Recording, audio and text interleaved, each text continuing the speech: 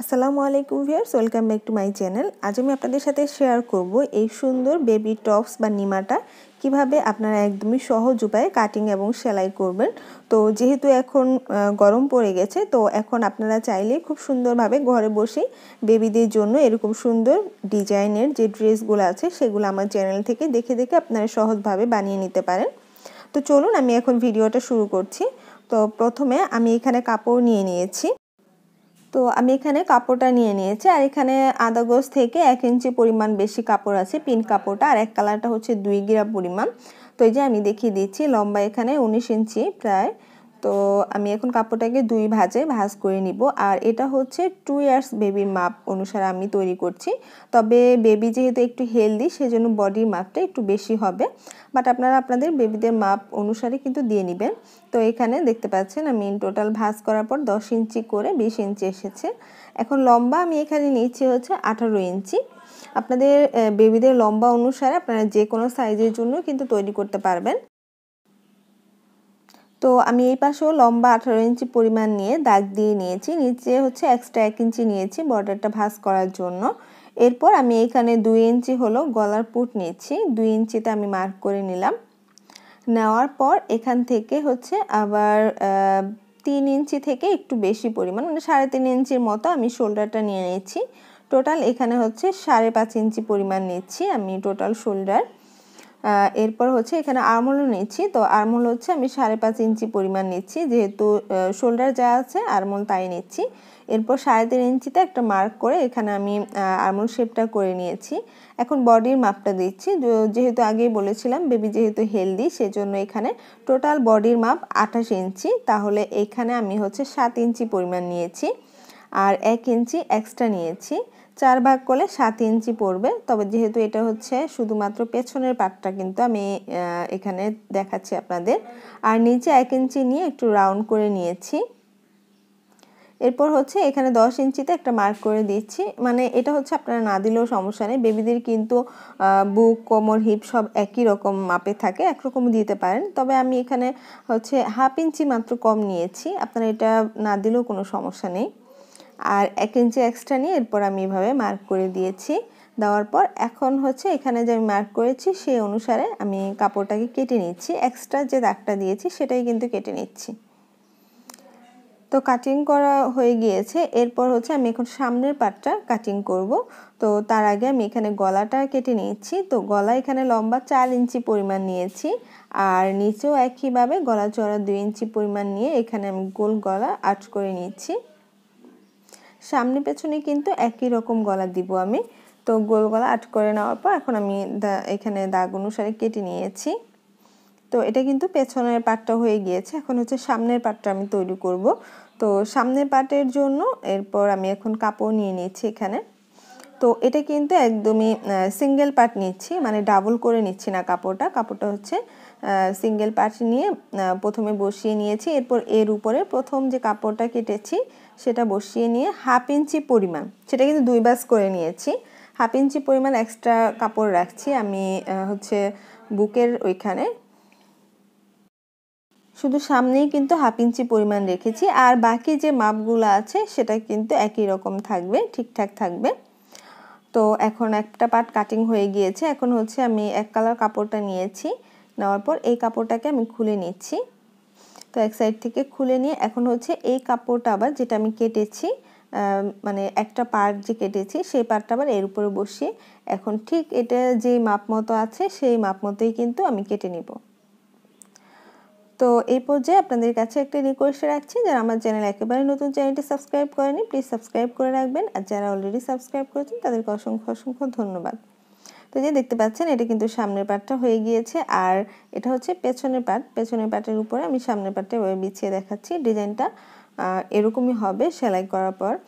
এরপর এখানে যে এক্সট্রা কিছুটা কাপড় ছিল সেই কাপড়টাকে হচ্ছে আমি এখানে গলার যে পাইপিংটা আছে, গলা না সরি আর্মহোলের যে পাইপিংটা আছে সেটা কেটে নিয়েছি, যেহেতু আর্মহোলে আমি হচ্ছে বর্ডার দিব সেজন্য। আর এখানে যে বো তৈরি করব, বো তৈরি করার জন্য আমি এখানে হচ্ছে কাপড়টা কেটে নিচ্ছি। তো বো কিভাবে তৈরি করতে হবে এবং কিভাবে আমি বসাবো ড্রেসটাতে সেটা অবশ্যই আপনাদের সাথে শেয়ার করব। এরপর আমি আপনাদেরকে এখন সেলাইটা শেয়ার করব। তো সেলাই করার জন্য প্রথমে সামনের যে পার্টটা আছে এই দুইটা পার্ট একসাথে এভাবে ধরে নিতে হবে, মানে 1/2 ইঞ্চি যে এক্সট্রা পেছনের পার্ট থেকে আমি রেখেছিলাম সেই 1/2 ইঞ্চি পরিমাণ এখন আমি সেলাই করে দিব। তবে দুইটা একসাথে উল্টো দিক থেকে সেলাই করতে হবে, সমান করে ধরে নিয়ে আমি এখন সেলাই করে নিচ্ছি, দেখতে পাচ্ছেন। তো এই জায়গাটা আপনারা চাইলে একটা চাপ সেলাই দিতে পারেন, আর না দিলেও সমস্যা নেই, একটু আয়রন করে নিলে এই জায়গাটা সুন্দরভাবে বসে থাকবে। এরপর আমি এখন এখন পেছনের যে পার্টটা আছে সেটার গলাটা তৈরি করে নিব। তো এটাকে আমি 2 ভাঁজে ভাঁজ করে নিয়েছি। নেওয়ার পর এখন এখানে আমি একটু নিচে যেহেতু একটা হুক দিব যাতে বেবিরা ইজি পাবে মাথাটা ঢুকাতে পারে, সেজন্য আমি 2.5 ইঞ্চি পরিমাণ লম্বা নিয়েছি, 2.5 ইঞ্চি পরিমাণ বেশি নিয়েছি গলার থেকে নিচের দিকে। এরপর আমি এই দাগ অনুসারে কিন্তু কেটে নিয়েছি। কেটে নেওয়ার পর এরপর আমি এখানে একটা কাপড় নিলাম, কাপড়টাকে 2 ভাঁজে ভাঁজ করে নিয়ে এখন এখানে যে গলাটা আছে সেটা আমি কাপড়টার উপরে বসিয়ে দিচ্ছি। দেওয়ার পর এখানে আমি যে 2.5 ইঞ্চি নিচের দিকে নিয়েছি কেটে, সেই মাপ মতোই কিন্তু আমি এখন এই কাপড়টাকেও কেটে নিব। তো প্রথমে গলার অংশটা কেটে নিচ্ছি, এরপর এখানে যে 2.5 ইঞ্চি পরিমাণ নিয়েছিলাম ঠিক সেই মাপ মতো আমি এখানে কেটে নিচ্ছি। নেওয়ার পর এরপর এখানে 1-1.5 ইঞ্চি পরিমাণ এক্সট্রা কাপড় রেখে বাকিটা কেটে নিতে হবে। কেটে নেওয়ার পর এখন এভাবে করে ভাঁজ করে সাইড থেকে কাপড়টাকে সেলাই করে দিচ্ছি।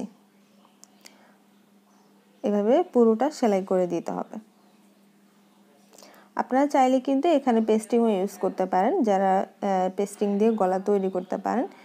এখন এরপর আমি এখানে যে গলার যে মাপ সেই অনুযায়ী আমি গলার পট্টির কাপড়টা বসিয়ে নিলাম, বসিয়ে সেলাই করে নিচ্ছি সমান করে।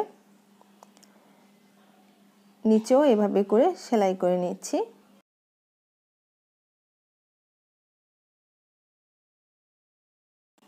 তো সেলাইয়ের পর এরপর একটু সেলাইয়ের বাইরে এভাবে কেটে দিতে হবে যাতে করে ফিনিশিংটা ভালো আসে এবং উল্টানোর পরও সুন্দরভাবে কাপড়টা বসে থাকে।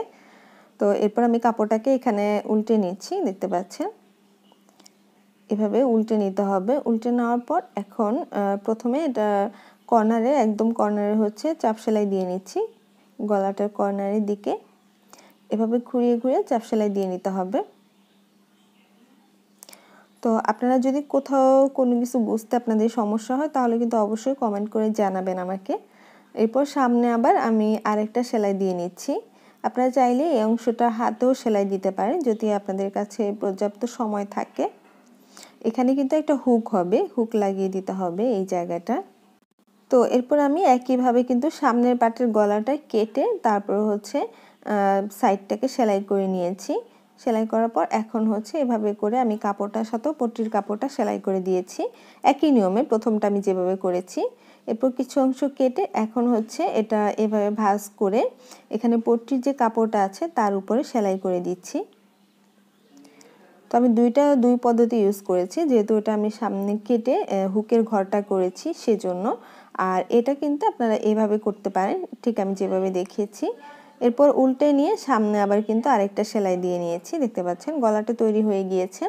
এখন আমি শোল্ডারের যে জয়েন্টটা আছে সেটা করে নিচ্ছি, দুইটা কাপড় একসাথে ধরে নিয়ে আমি শোল্ডার জয়েন্ট করে নিচ্ছি এবং এখানে আমি ডাবল সেলাই দিয়ে নিচ্ছি। দেওয়ার পর তারপর এটাকে এখন আর্মহোলের যে অংশটা আছে সেখানে আমি প্রথমে এইভাবে কাপড়টা সোজা করে মানে বাউ পাশ করে কাপড়টাকে আর্মহোলের সাথে এভাবে করে জয়েন করে দিচ্ছি। তো এরপর একটু একটু করে এখানে কেটে দিচ্ছি। কেটে দেওয়ার পর এটাকে আবার উল্টো দিকে এনে, যেহেতু আমি সোজা পাশ থেকে জয়েন করেছিলাম, উল্টো দিকে এনে এভাবে প্রথমে একটা ভাঁজ দিয়ে আবার আরেকটা ভাঁজ দিয়ে পুরোটাই মানে পুরো এখানে পাইপিনের যে কাপড়টা আছে সেটা পুরোটাই পেছন দিকে নিয়ে আসতে হবে। নিয়ে এসে তারপরে এখানে এভাবে করে সেলাই দিয়ে নিতে হবে। একই নিয়মে কিন্তু দুই পাশে কাপড়টাকে সেলাই করে দিতে হবে। তো এই যে দেখতে পাচ্ছেন আমি কিন্তু এক সাইড কমপ্লিট করে নিয়েছি। তো এই যে সেলাই করার পর ঠিক এমন হবে, পুরোটাই কিন্তু আমি উল্টে দিয়েছি পট্টির কাপড়টা। একই নিয়মে আমি দুই পাশে লাগিয়ে নিয়েছি। নেওয়ার পর কাপড়টাকে উল্টো করে এখন আমি বডির যে মাপ আছে সেই মাপ অনুযায়ী এখন আমি সেলাই করে নিচ্ছি। তো আপনারা এই পর্যায়ে মাপটাকে আপনারা দাগ দিয়ে নেবেন বডির মাপ অনুসারে, বেবিদের দাগ দিয়ে নেওয়ার পর তারপর হচ্ছে সেলাই করে নেবেন। তো আমি এখানে মাপ অনুযায়ী সেলাই করে নিচ্ছি। এভাবে এখানে ডাবল সেলাই দিয়ে নেবেন। তো কাপড়টাকে কিন্তু আমি উল্টে নিয়েছি, উল্টে সোজা করে নিয়েছি। নেওয়ার পর নিচের অংশটা আমি সেলাই করে নিচ্ছি। এভাবে করে আমি চিকন করে ভাঁজ দিয়ে সেলাই করছি। আর আপনাদের যাদের জিগজ্যাগ মেশিনটা আছে তারা কিন্তু নিচের অংশটা পিকো করে নিতে পারেন, সেটাও কিন্তু দেখতে ভালো লাগবে। তো এই যে দেখতে পাচ্ছেন। আর যারা এক্সট্রা কাপড়টা বেশি রাখেন তারা একটু বর্ডারটা মোটা করেও দিতে পারেন। তো আজকের ভিডিও টিউটোরিয়ালটি কেমন লাগলো এবং কতটুকু আপনারা শিখতে পেরেছেন সেটা জানিয়ে কিন্তু অবশ্যই আমাকে কমেন্ট করবেন। আর ভিডিওটি ভালো লাগলে একটি লাইক দিতে কিন্তু ভুলবেন না। তো এরপর আমি একটা বো তৈরি করব, সেই জন্য চওড়া এখানে 3.5 ইঞ্চি এবং লম্বা হলো 4.5 ইঞ্চি পরিমাণ কাপড় নিয়েছি। 2 টুকরো কাপড় এখানে লাগবে, 2 কালারের। এরপর এই কাপড়টাকে মাঝখান থেকে আমি সেলাই করে নিচ্ছি এবং এখানে একটা ডাবল সেলাই দিয়ে নিতে হবে।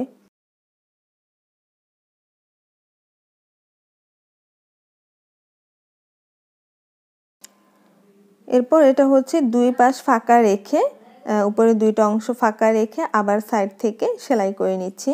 মানে 2 সাইড আমি সেলাই করব আর 2 সাইড হচ্ছে এখন সেলাই করব না।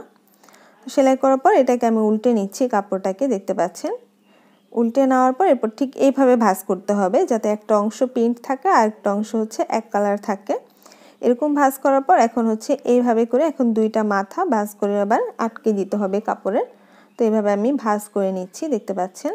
ভাঁজ করে সেলাই করে দিচ্ছি। আর একইভাবে অপর যে অংশ খোলা আছে সেটাও কিন্তু ভাঁজ করে সেলাই করে দিতে হবে।